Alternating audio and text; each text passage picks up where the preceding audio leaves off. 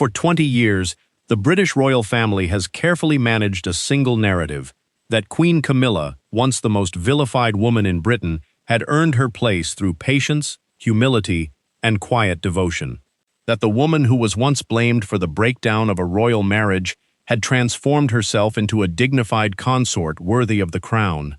But what happens when that narrative is challenged by the one person who knows the truth better than anyone? Not a journalist, not a biographer, not a disgruntled former employee, but her own sister. This is the story of Annabel Elliot, the private dinner in the Cotswolds, and the leaked comments that have reportedly sent shockwaves through Buckingham Palace. Before we dive into what was allegedly said, we need to understand who Annabel Elliot actually is. She is not a public figure. She has never sought the spotlight. She has never given interviews or written memoirs. Annabel is Camilla's younger sister, born into the Shand family, part of the same aristocratic circle that produced the future queen consort. But unlike her sister, Annabel has remained resolutely in the background. She was there for the key moments, though. The fox hunts of their youth, the debutante balls, the early days of Camilla's relationship with Charles, the affair, the scandal, the public hatred, Diana's death and the years of silence that followed, the slow rehabilitation of Camilla's image, the wedding, the title negotiations, the coronation. Through all of it, Annabel was present, watching, observing, and, according to multiple sources, holding her tongue. She was appointed a trustee of the Prince's Foundation. She has been on private retreats and family vacations. She has been inside the inner circle. In short, she is the vault. And according to this week's reports, the vault just cracked open. The story that is now circulating begins at a private dinner in the Cotswolds. A small gathering, old friends, wine flowing, a relaxed atmosphere, and according to sources who claim to have been present or spoken to someone who was, Annabel Elliot began to talk. Not in anger, not in a dramatic outburst. Worse, sources say, in a tired, resigned, "I've been holding this in for 30 years" kind of way. The quote that has caused the most damage is reportedly this: "She's not the woman the world thinks she is. She's changed. Or maybe this is who she was all along." On the surface, that's vague enough. Families have disagreements. Sisters have falling outs. But Annabel Elliot isn't just any family member. She is the person who has watched Camilla's entire arc, from the Shand household to the coronation balcony, and the details that have leaked since that first quote paint a picture that is far more unsettling. According to the reports, Annabel described someone who is addicted to control, obsessed with image and status, someone who never lets things go, not slights, not insults, not old gossip, someone for whom everything is calculated, even kindness. That's not a sister venting about a holiday argument. That's someone describing a fundamental orientation toward power. And the fact that it was allegedly said with exhaustion rather than anger makes it land completely differently. This isn't a rant. This is a confession. This sounds like someone who has been holding up a facade for decades and simply ran out of energy to keep doing it. And then there's the Diana part. Honestly, this is where the story shifts from palace drama to something genuinely heavy. According to the sources, Annabel reportedly brought up what it was like to watch Princess Diana fall apart while the people around her stayed silent. "We saw how broken Diana was, how isolated, and we remained quiet." That is a direct quote, according to the sources. And then, she allegedly went further. She reportedly said that Camilla showed no remorse during those years, just annoyance that public opinion had turned so harshly against her. While the world was mourning Diana, Annabel allegedly said, Camilla was focused on repairing her own image. No reflection, no apology, no stepping back. The line that is now being repeated everywhere is this: Diana was a storm Camilla waited out. And when the world calmed, she slipped right back into place, closer to the crown than ever. If Annabel actually said that, and multiple sources are claiming she did, then this is not just a critique of her sister's character. This is an indictment of the entire strategy that rebuilt Camilla's public standing.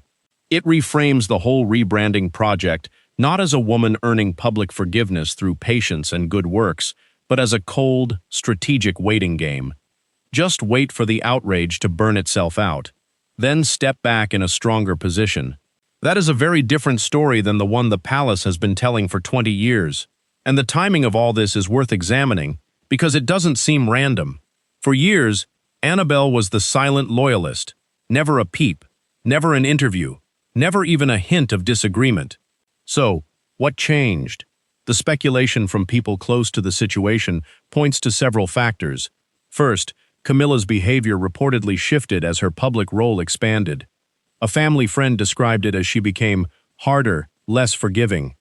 The power wasn't softening her, it was revealing something. Annabel, who is described as observant and introspective, apparently noticed the change. She didn't say anything for a long time, but it wore on her. Second, there's the Kate Middleton factor. Several sources have suggested that Annabel developed a genuine fondness for Catherine. A woman often compared to Diana in terms of grace under pressure. Watching Kate navigate the same institution that once chewed up Diana may have stirred something in Annabel. It may have made her reflect on her own role in the past.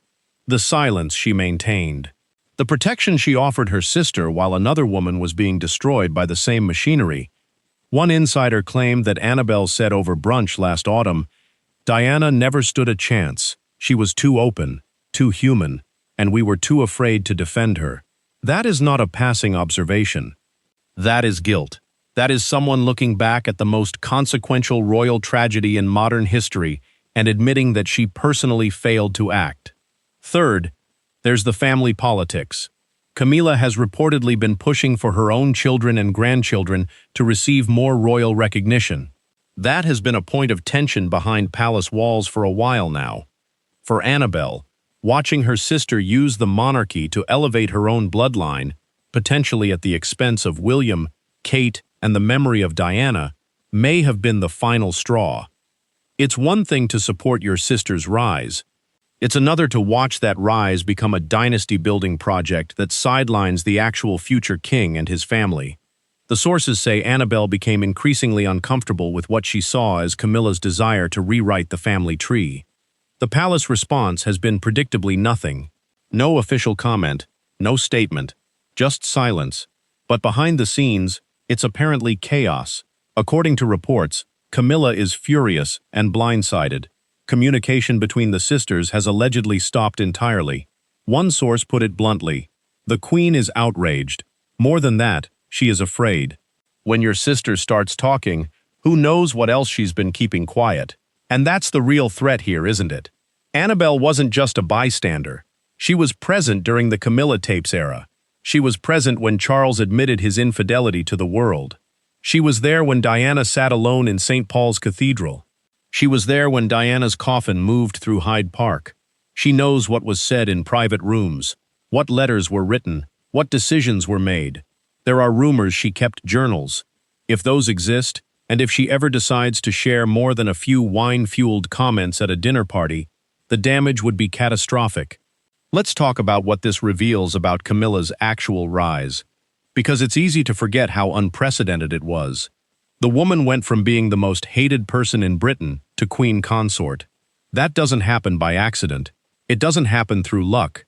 It requires a level of strategic patience and image management that is almost unheard of. After Diana's 1995 BBC interview, when she said there were 3 of us in this marriage, Camilla didn't fight back publicly. She didn't give interviews defending herself. She went silent. She retreated.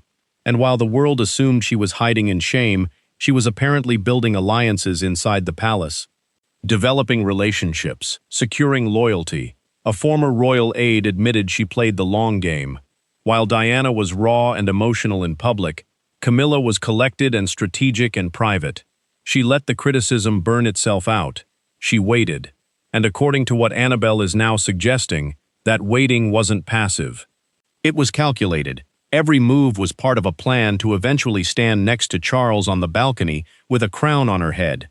Even Queen Elizabeth's statement about it being her sincere wish that Camilla be known as Queen Consort, which many people assume was the late Queen's own idea, is now being re-examined. Insiders believe Camilla lobbied tirelessly behind the scenes for that endorsement. She leveraged decades of quiet influence to get the final stamp of legitimacy. And once she got it, once Charles became king and the crown was placed on her head, the mask reportedly began to slip. Staff at Clarence House and Buckingham Palace noticed an immediate change. Requests became orders. Appearances were carefully choreographed. The push to elevate her own family intensified.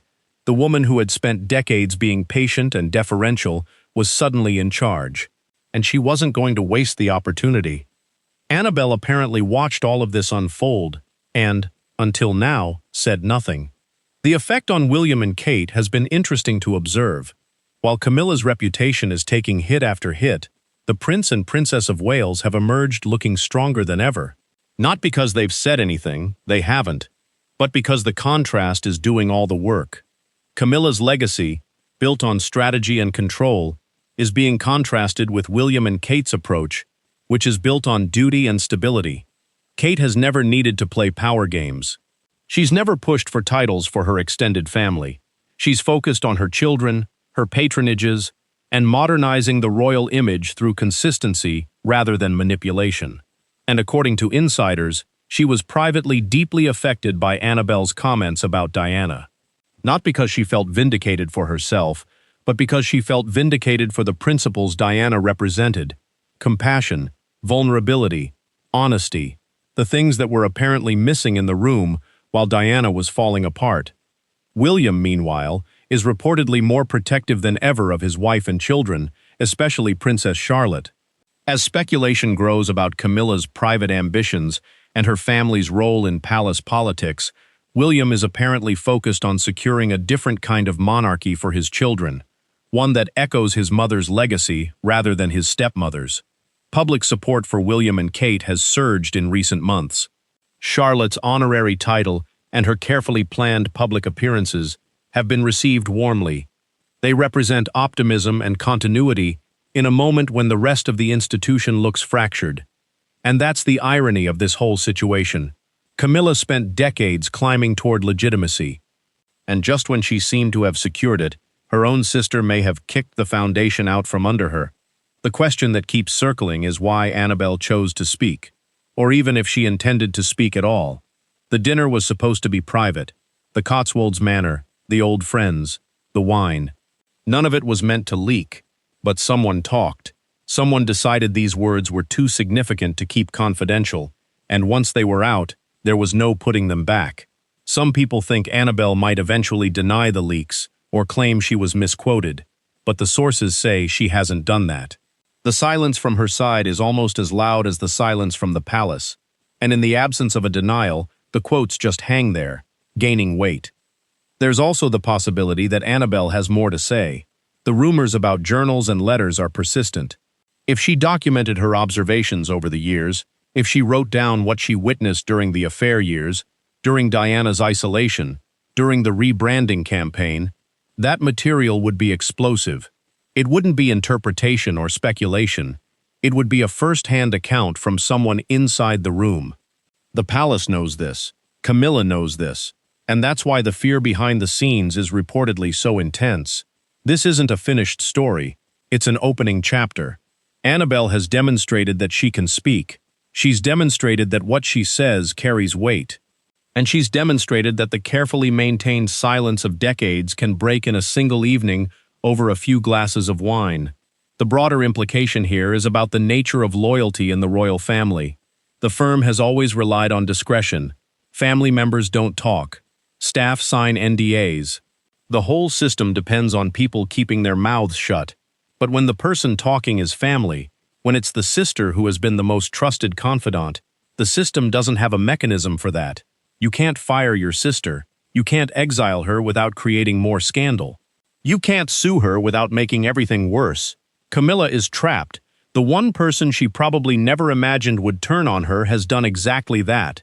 And there's no PR strategy that fixes it. You can rebrand a mistress into a queen consort with enough time and patience. You cannot rebrand your own sister's testimony. And the public is paying attention. Polling already showed Camilla's popularity lagging behind other senior royals. This isn't going to help. The court of public opinion is fickle, but it has a long memory for hypocrisy. The story of Camilla as the patient, misunderstood woman who earned her place through quiet devotion is now competing with the story of Camilla as the calculating strategist who waited out a tragedy and manipulated her way to a crown. One of those stories was carefully constructed over 20 years. The other was apparently confirmed in one dinner party by the person who knows her best. That's the asymmetry that makes this so damaging. It took decades to build the image, and one evening to crack it. What happens next is unclear. Annabel could retreat back into private life. She could issue a statement. She could say more. Camilla could try to repair the relationship or could freeze her sister out permanently. Charles is caught in the middle, aging and tired, trying to balance the woman he fought to legitimize with the family he needs to protect for the crown's future. William and Kate will likely say nothing and continue doing what they've been doing, quietly building public trust through consistency. But the damage to Camilla's reputation is done. The carefully crafted picture has been revealed as just that. A picture, not the full reality. And it came from her own blood. That's the part that stings the most. Not a journalist, not a rival, not a former employee. Her sister, the person who stood beside her through everything. The person who, according to her own words, saw what was happening and stayed silent out of loyalty, until the weight of that silence became too heavy to carry. Annabel allegedly said, "I loved her in my own way, but I did not protect her." Neither of us did. She was talking about Diana, and if that's true, if she's carrying that guilt after all these years, then this isn't just a story about royal drama, it's a story about conscience finally catching up to someone who thought she could outrun it. The world never forgot Diana. And apparently, neither did the woman who watched it all happen from the best seat in the house. The seat right next to the woman who would one day wear the crown. Now that silence is over. The vault is open, and the monarchy is holding its breath, waiting to see what falls out next. The truth has a way of surfacing eventually, no matter how carefully it's buried. And this time it surfaced not through leaked documents or investigative journalism, but through the simplest, most human mechanism of all. A sister who could no longer carry the weight of what she knew. If you found this analysis valuable, consider subscribing for more royal deep dives where we actually examine timelines and contradictions instead of just repeating palace PR. Drop a comment below. Do you believe Annabel's comments were accurate, or do you think this is another case of anonymous sources being used to shape a narrative?